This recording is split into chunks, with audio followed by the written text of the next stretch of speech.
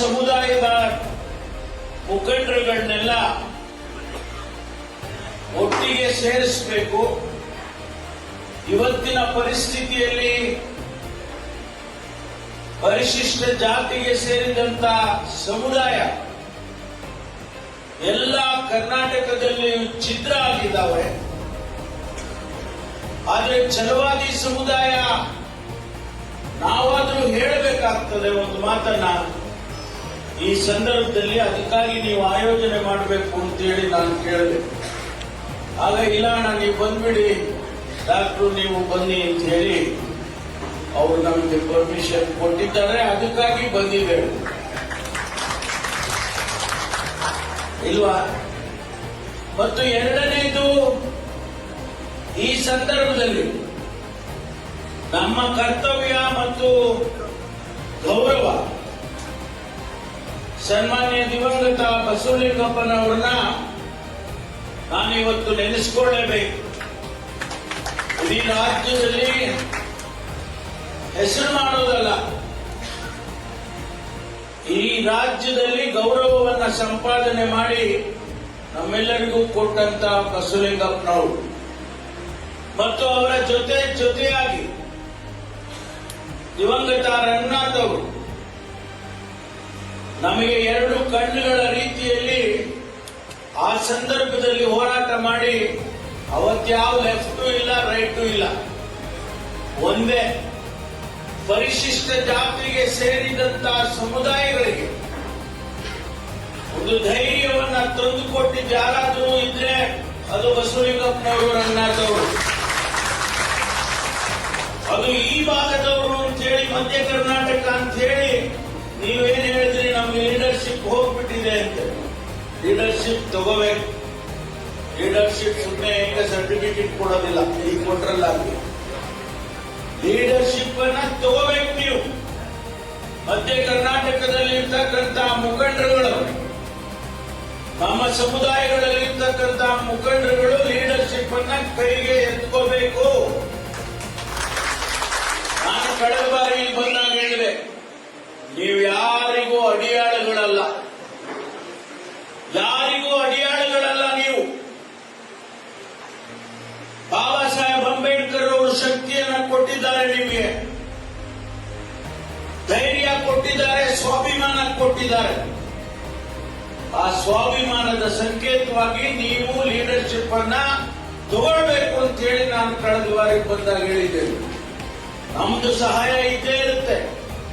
ನಾನಾಗ್ಲಿ, doctor ಮಹದೇವಪ್ಪನವರಾಗ್ಲಿ, ನಮ್ಮ ಶಾಸಕರುಗಳಲ್ಲಾಗ್ಲಿ, ಯಾವುದೇ ಸಂದರ್ಭದಲ್ಲಿ ನೀವು ನಮ್ಮನ್ನ ಕರೆದಾಗ ಬರೋದಕ್ಕೆ ನಾವು ತಯಾರಾಗಿದ್ದೀವಿ ಅಂತಕ್ಕಂಥ ಮಾತು ಹೇಳ್ತೇವೆ. ಹಾಗಾಗಿ ಇವತ್ತು ಡಾಕ್ಟರ್ ಮಹದೇವಪ್ಪನವರು ವಿವರವಾಗಿ ಹೇಳಿದ್ದಾರೆ. ಬಾಬಾ ಸಾಹೇಬ್ ಅಂಬೇಡ್ಕರ್ ಅವರ ನೀತಿ ನಿಯಮಗಳನ್ನ ಇಡೀ ಪ್ರಪಂಚ ಮೆಚ್ಚಿಕೊಂಡಿದೆ. ಸಮಾನತೆಯನ್ನ ಪ್ರತಿಪಾದಿಸಿದಂತ ಬಾಬಾ ಸಾಹೇಬ್ ಅಂಬೇಡ್ಕರ್ ಅವರನ್ನ ಪ್ರಪಂಚ ಗುರುತಿಸಿದೆ, ನಾವು ಗುರುತಿಸೋದಲ್ಲ. ಯಾರಿಗಾದರೂ ಹೈಯೆಸ್ಟ್ ಪ್ರತಿಮೆಗಳು ಪ್ರಪಂಚದಲ್ಲಿ ಇಟ್ಟಿದ್ರೆ ಅದು ಬಾಬಾ ಸಾಹೇಬ್ ಅಂಬೇಡ್ಕರ್ ಅವರು. ಅದಕ್ಕಾಗಿ ಸುಮ್ಮನೆ ತಗೊಂಡೋಗಿ ಯಾರೋ ಒಬ್ಬರು ಪ್ರತಿಮೆ ಇಟ್ಬಿಡೋದಿಲ್ಲ. ಇವತ್ತು ಕೊಲಂಬಿಯಾ ವಿಶ್ವವಿದ್ಯಾನಿಲಯದಲ್ಲಿ ಅಂಬೇಡ್ಕರ್ ಚೇರ್ ಅನ್ನು ಸ್ಥಾಪನೆ ಮಾಡಿದ್ದಾರೆ. ವಿಶ್ವದ ಅನೇಕ ಜನ ಆರ್ಥಿಕ ತಜ್ಞರು ಅಲ್ಲಿ ಆ ಅಂಬೇಡ್ಕರ್ ಚೇರ್ನಲ್ಲಿ ಆ ಕೇಂದ್ರದಲ್ಲಿ ಅಭ್ಯಾಸ ಮಾಡ್ತಾರೆ. ಕಿಂಗ್ಸ್ ಕಾಲೇಜಿನಲ್ಲಿ ಲಂಡನ್ನಲ್ಲಿ ವ್ಯಾಸಂಗ ಮಾಡುವಂತಹ ಸಂದರ್ಭದಲ್ಲಿ ಇವತ್ತು ಕೂಡ ಬಾಬಾ ಸಾಹೇಬ್ ಅಂಬೇಡ್ಕರ್ ಅವರನ್ನ ನೆನೆಸಿಕೊಳ್ತಕ್ಕಂಥ ಜನಗಳಿದ್ದಾರೆ. ಬಾಬಾ ಸಾಹೇಬ್ ಅಂಬೇಡ್ಕರ್ ವಿಷಯವನ್ನ ಯಾರಾದರೂ ಬಹಳ ಸ್ವಾರಸ್ಯವಾಗಿ ಮಾತನಾಡೋರಿದ್ದಾರೆ ಅಂದ್ರೆ ಅದು ಡಾಕ್ಟರ್ ಮಹದೇವಪ್ಪನವರು. ಅವರು ಹೇಳಿದರು, ಈ ದೇಶದಲ್ಲಿ ವಿವಿಧ ಪದರಗಳನ್ನು ಸೃಷ್ಟಿ ಮಾಡಿ ಹೋಗಿದ್ದಾರೆ. ವರ್ಣಾಶ್ರಮ ಧರ್ಮವನ್ನು ಪ್ರತಿಪಾದನೆ ಮಾಡಿ ನಮ್ಮನ್ನ ಹೊಡೆದು ಆಳಿ ಇವತ್ತಿಗೂ ಕೂಡ ಅದು ನಡೀತಾ ಇದೆ ಅನ್ನೋದನ್ನ ಬಹಳ ಸ್ವಾರಸ್ಯವಾಗಿ ಹೇಳಿದರು. ಇದು ಬದಲಾಗಬೇಕು, ಭಾರತ ಬದಲಾಗಬೇಕು.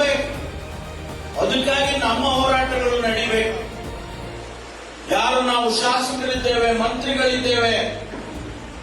ಅವರು ಅಷ್ಟೇ ಉದ್ಧಾರ ಆದರೆ ಸಾಲೋದಿಲ್ಲ.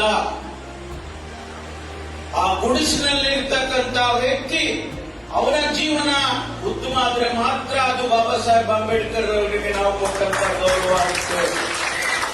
ಅದಕ್ಕಾಗಿ ಇವತ್ತು ನಾನು ಹೆಚ್ಚು ವಿವರವಾಗಿ ಬೇರೆ ಬೇರೆ ವಿಷಯಗಳನ್ನ ಮಾತನಾಡೋದಕ್ಕೆ ಹೋಗೋದಿಲ್ಲ. ಸಮಯನೂ ಆಗಿದೆ, ನಮ್ಮ ಬೇರೆ ಕಾರ್ಯಕ್ರಮಗಳು ಇದ್ದಾವೆ. ಆದರೆ ಒಂದು ಮಾತನ್ನ ಹೇಳೋದಕ್ಕೆ ಬಯಸ್ತೇನೆ. ನಾನಾಗ್ಲಿ, ಡಾಕ್ಟರ್ ಮಾದೇವಪ್ಪನವರಾಗ್ಲಿ, ಪ್ರಿಯಾಂಕ್ ಖರ್ಗೆ ಅವರಾಗ್ಲಿ, ನಾವೇನು ಮಂತ್ರಿಗಳಾಗಿದ್ದೇವೆ, ನಮ್ಮ ಸಮುದಾಯದ ಸ್ವಾಭಿಮಾನಕ್ಕೆ ಯಾವ ತ್ಯಾಗಕ್ಕೂ ಸಿದ್ಧ ಇದ್ದೇವೆ.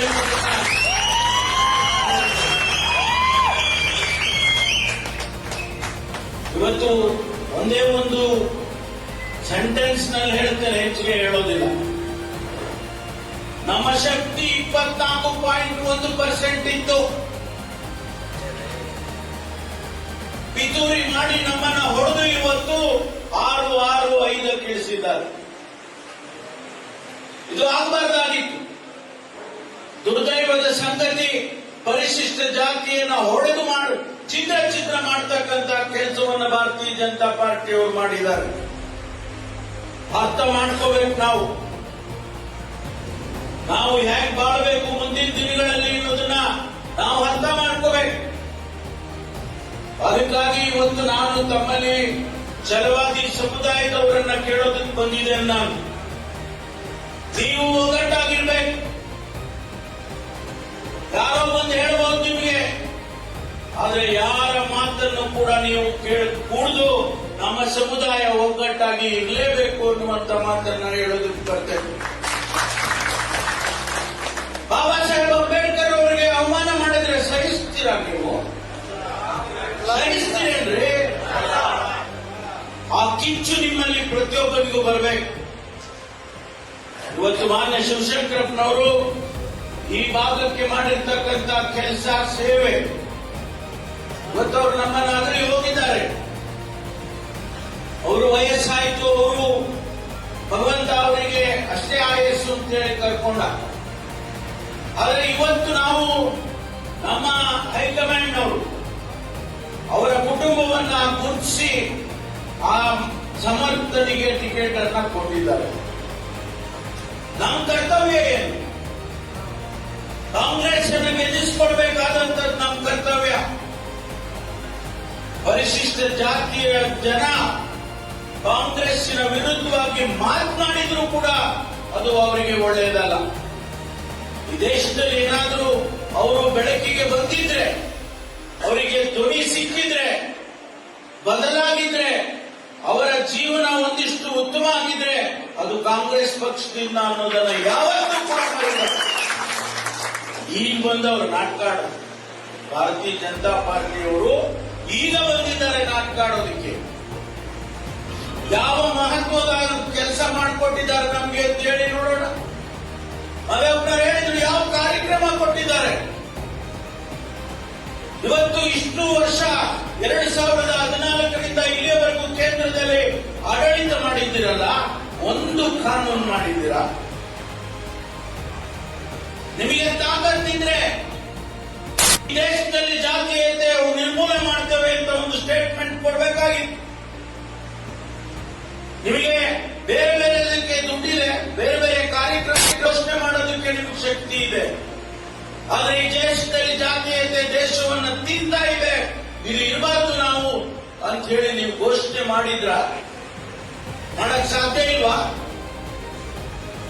ಈ ದೇಶದಲ್ಲಿ ಬಡತನ ನಿರ್ಮೂಲನೆ ಮಾಡಬೇಕು, ಈ ದೇಶದಲ್ಲಿ ಜಾತೀಯತೆ ಹೋಗ್ಬೇಕು. ಈ ಎರಡು ಆದ್ರೆ ಮಾತ್ರ ಈ ದೇಶ ಉದ್ಧಾರ ಆಗ್ಬೇಕು. ಅದಕ್ಕಾಗಿ ನಿಮ್ಮಲ್ಲಿ ಯಾವುದು ರೋಡ್ ಮ್ಯಾಪ್ ಇಲ್ವಲ್ರಿ? ಇವತ್ತು ಯಾವ ಮುಖ ಇಟ್ಕೊಂಡು ಬಂದು ಮತ ಕೇಳ್ತೀರಿ? ಆ ಬಡವರಿಗೆ ಏನ್ ಕಾರ್ಯಕ್ರಮ ಮಾಡ್ತೀರಿ ಕೊಟ್ಟಿದ್ರಿ ನೀವು ಅಧಿಕಾರದಲ್ಲಿದ್ದಾಗ? ನಾವು ಗುರುತಿಸಿ ನಮ್ ಗ್ಯಾರಂಟಿ ಕಾರ್ಯಕ್ರಮ ಬಡತನ ನಿರ್ಮೂಲನೆ ಮಾಡುವಂತ ಕಾರ್ಯಕ್ರಮ, ಅವರ ಆರ್ಥಿಕ ಶಕ್ತಿಯನ್ನು ಹೆಚ್ಚು ಮಾಡಬೇಕು ಅಂತೇಳಿ ನಾವು ಕೊಟ್ಟಿರ್ತಕ್ಕಂಥ ಕಾರ್ಯಕ್ರಮ ಹೇಳಿದ್ದು. ನಾವು ಬಹಳ ಚರ್ಚೆ ಮಾಡಿದ್ವಿ. ನನ್ನನ್ನು ನಮ್ಮ ಪಕ್ಷದವರು ಪ್ರಣಾಳಿಕೆ ಬರೆಯೋದಕ್ಕೆ ಅವಕಾಶ ಕೊಟ್ಟರು. ಸಿದ್ದರಾಮಯ್ಯನವರು, ಶಿವಕುಮಾರ್ ಅವರು, ನಮ್ಮ ಅಖಿಲ ಭಾರತ ಕಾಂಗ್ರೆಸ್ ಪದವಿ ಅಧ್ಯಕ್ಷರು ಖರ್ಗೆ ಅವರು. ಆ ಸಂದರ್ಭದಲ್ಲಿ ನಾವೆಲ್ಲ ಚರ್ಚೆ ಮಾಡಿ ಯಾವ ಕಾರ್ಯಕ್ರಮ ಕೊಟ್ರೆ ಅದು ಬಡವರಿಗೆ ತಲುಪುತ್ತೆ, ಬರೇ ನಮ್ಗೆ ಓಟ್ ಹಾಕುತ್ತೆ ಅನ್ನೋ ಕಾರ್ಯಕ್ರಮ ಅಲ್ಲ ಅದು. ಆ ಬಡವರಿಗೆ ಬಜೆಟ್ ನಲ್ಲಿ ಸಿದ್ದರಾಮಯ್ಯನವರು 52,000 ಕೋಟಿ ರೂಪಾಯಿನ ಈ ಕಾರ್ಯಕ್ರಮಕ್ಕೆ ತೆಗೆದಿರ್ತಾರೆ ಅಂತ ಹೇಳಿದ್ರೆ ಅದು ಸಾಮಾನ್ಯ ಏನಾದ್ರು? ಅದೇ ಬರೀ ಓಟ್ ಹಾಕಿಸ್ಕೊಳ್ಳೋಕೆನ? ಓಟಿಗೆ ಅದು ಒಂದು ಕಡೆ ಇರಬಹುದು, ಆದ್ರೆ ಅವರ ಆರ್ಥಿಕ ಶಕ್ತಿಯನ್ನ ಉತ್ತಮ ಮಾಡುವಂತ ಕಾರ್ಯಕ್ರಮವನ್ನ ಈಗ ಟೀಕೆ ಮಾಡ್ತಿದ್ರಲ್ಲ. ಈಗ ಯಾಕಪ್ಪ ನೀವು ಬೇರೆ ಬೇರೆ ರಾಜ್ಯದಲ್ಲಿ ಕೊಡ್ತಾ ಇದ್ದೀರಾ? ನಿಮ್ಮ ಪ್ರತಿಯೊಂದು ಎಲೆಕ್ಷನ್ ಅಲ್ಲೂ ಕೂಡ ಇವತ್ತು ಎಲ್ಲ ರಾಜ್ಯದಲ್ಲೂ ಅದನ್ನೇ ಹೇಳ್ಕೊಂಡ್ ಬರ್ತಾ ಇದ್ದೀರಾ. ಬಿಹಾರದಲ್ಲಿ ಅವ್ರು ಹೇಳಿದ್ರೆ ನಾವು ಹೋಗಿದ್ದೋ, ಬಿಹಾರಕ್ಕೆ ನಾವೆಲ್ಲ ಹೋಗಿದ್ವಿ. 6 ತಿಂಗಳ ಮುಂಚೆ 10,000 ಕೋಟಿ ಅವರು 10,000 ರೂಪಾಯಿನ ಅವರ ಅಕೌಂಟ್ಗೆ ಹಾಕ್ಬಿಟ್ರು. ನೀವ್ ಯಾಕೆ ಮಾಡಿದ್ರಿ ಹಾಗಾದ್ರೆ? ನೀವೇನು ಮತಕ್ಕೋಸ್ಕರ ಹಾಕ್ಲಿಲ್ವಾ ನೀವು? ಆದ್ರಿಂದ ಸ್ನೇಹಿತರೆ, ಇಷ್ಟೇ ನಾನು ಹೇಳ್ತೀನಿ, ಪ್ರತಿಯೊಬ್ಬ ಛಲವಾದಿ ಅಣ್ಣತಮ್ಮ ನಿಮ್ಮ ಮನೆಗಳಿಗೆ ಹೋಗಿ, ಅವ್ರು ಹೇಳಿದ್ರು ನಮ್ಮ ಸಂಪತ್ತು ಪಂಚ ಏನು ಪಂಚ್ ಮಾಡಬೇಕು, ಯಾರ್ಯಾರ ಪಂಚ್ ಮಾಡಿಬಿಟ್ಟಿದ್ದಾರೆ. ನೀವು ಪ್ರತಿಯೊಂದು ಮನೆಗೆ ಹೋಗಿ ಮನವೊಲಿಸಿ ಅವರಿಗೆ ಕಾಂಗ್ರೆಸ್ ಪಕ್ಷಕ್ಕೆ ಸಮರ್ಥನೆಗೆ ವೋಟ್ ಹಾಕ್ಲೇಬೇಕು ಅಂತ ಹೇಳಿ ನೀವು ಹಾಕಿಸ್ಬೇಕಾಗ್ತದ ಕೆಲಸ ನಿಮಗಾಗಬೇಕು ಅಂತಕ್ಕಂಥ ಮಾತನ್ನ ನಾನು ಈ ಸಂದರ್ಭದಲ್ಲಿ ಹೇಳ್ತೇನೆ. ಯಾಕೆಂದ್ರೆ ನನಗೆ ವಿಶ್ವಾಸ ಇದೆ, ನಂಬಿಕೆ ಇದೆ, 100ಕ್ಕೆ 100 ಸಮರ್ಥ ಗೆದ್ದಿದ್ದಾನೆ ಅಂತೇಳಿ ನನಗೆ ವಿಶ್ವಾಸ ಇದೆ. ಆದ್ರೆ ನಿಮ್ ಪಾಲೇನು? ನಿಮ್ಮದು ಪಾಲಿರ್ಬೇಕಲ್ಲ ಅಲ್ಲಿ. ಅದಕ್ಕಾಗಿ ನಾವು ಇವತ್ತು ಇಲ್ಲಿ ಬಂದಿದ್ದೇವೆ. ತಾವೆಲ್ಲರೂ ಕೂಡ ಇವತ್ತೇನು ಇಲ್ಲಿ ಸೇರಿ ನಾವು ಬರೀ ದಾವಣಗೆರೆ ಬಂದ್ರಪ್ಪ ಅಂತ ನಾವು ಹೇಳಿದ್ರೆ, ನೀವು ಬಳ್ಳಾರಿಯನ್ನು ಕರ್ಕೊಂಡ್ ಬಂದಿದ್ದೀರಾ, ಕೊಪ್ಪಳದವ್ರನ್ನು ಬಂದಿದ್ದಾರೆ, ಚಾಮರಾಜನಗರದವರು ಬಂದವ್ರೆ, ತುಮಕೂರಿನವರು ಬಂದವ್ರೆ, ಅಗ್ರಿಬೊನ್ನಳ್ಳಿಯವರು ಬಂದವ್ರು. ಸಂತೋಷ, ನೀವೆಲ್ಲ ಬಂದಿರ್ತಕ್ಕಂಥ. ಮುಂದಿನ ದಿನಗಳಲ್ಲಿ ಈ ದಾವಣಗೆರೆಯಲ್ಲಿ ಒಂದು ಅತಿ ದೊಡ್ಡ ಕಾರ್ಯಕ್ರಮ, ಛಲವಾದಿ ಮಹಾ ಸಮ್ಮೇಳನ ಆಗಬೇಕು ಅಂತಕ್ಕ ಬಹುದಿನದ ನಿರೀಕ್ಷೆ. ಕನಿಷ್ಠ ಒಂದು 10 ಲಕ್ಷ ಜನ ಆದ್ರೂ ಕೂಡ ಸೇರ್ಬೇಕು. ಯಾಕೆ ಅಂತ ಹೇಳಿದ್ರೆ ಗೊತ್ತಾಗ್ಬೇಕ್ರಿ, ಜನ ಇದಾರಪ್ಪ ಅಂತ ಗೊತ್ತಾಗಿಲ್ಲ. ಮೊನ್ನೆ ಬೆಂಗಳೂರಿನಲ್ಲಿ ಸೇರಿದ್ದಕ್ಕೆ ಸ್ವಲ್ಪ ಗೊತ್ತಾಯ್ತು, ಓ ಇವರು ಇಷ್ಟೊಂದು ಜನ ಇದಾರಪ್ಪ. ಸ್ಯಾಂಪಲ್ ಅದಕ್ಕೋಸ್ಕರ ಮುಂದಿನ ದಿನಗಳಲ್ಲಿ ಆ ಕೆಲಸ ಮಾಡೋಣ. ಯಾಕೆಂದ್ರೆ ಇದರ ಅವಶ್ಯಕತೆ ಇದೆ, ರಾಜಕೀಯವಾಗಿ ಇದರ ಅವಶ್ಯಕತೆ ಇದೆ, ಮತ್ತು ಅಭಿವೃದ್ಧಿ ದೃಷ್ಟಿಯಿಂದನೂ ಕೂಡ ಇದರ ಅವಶ್ಯಕತೆ ಇದೆ. ಅದಕ್ಕಾಗಿ ಮುಂದಿನ ದಿನಗಳಲ್ಲಿ ಮಾಡೋಣ ಅಂತಕ್ಕಂಥ ಮಾತನ್ನ ಹೇಳಿ, ನನಗೆ ಸಂಪೂರ್ಣವಾದ ಭರವಸೆ ನಿಮ್ಮ ಮೇಲಿದೆ. ಎಲ್ಲ ನಮ್ಮ ಸಮುದಾಯದವರು, ಯಾಕೆಂದ್ರೆ ಸಮುದಾಯದವರೇ ಸೇರಿದ್ದಾರೆ ಅಂತೇಳಿ ಆ ಮಾತನ್ನು ಹೇಳ್ತೇನೆ. ನಾವು ಆಚೆ ಹೋದಾಗ ಎಲ್ಲ ಸಮುದಾಯನೂ ರಿಕ್ವೆಸ್ಟ್ ಮಾಡಿಕೊಳ್ತೇನೆ ಒಬ್ಬ ಪಕ್ಷದ ಮುಖಂಡನಾಗಿ. ಹಾಗಾಗಿ ಇವತ್ತು ತಾವುಗಳು ನಮಗೆಲ್ಲ ಗೌರವ ಬರಬೇಕು ಅನ್ನೋದಾದ್ರೆ ಒಂದು ಓಟ್ ಕೂಡ ಮಿಸ್ ಆಗಬಾರ್ದು, ಒಂದು ಓಟ್ ಮಿಸ್ ಆಗಬಾರ್ದು. ಅದನ್ನ ನೀವು ಸಮರ್ಥನೆಗೆ ಹಾಕುವುದರ ಮೂಲಕ ಅವನನ್ನ ಗೆಲ್ಲಿಸಿಕೊಡ್ಬೇಕು ಅಂತೇಳಿ ನಾನು ನಿಮ್ಮಲ್ಲಿ ಮನವಿ ಮಾಡಿಕೊಂಡು ತಮ್ಮೆಲ್ಲರಿಗೂ ಕೂಡ ನನ್ನ ಅಭಿನಂದನೆಗಳನ್ನ ಹೇಳಿ ನನ್ನ ಮಾತು ಮುಗಿಸ್ತೀನಿ. ಎಲ್ಲರಿಗೂ ನಮಸ್ಕಾರ.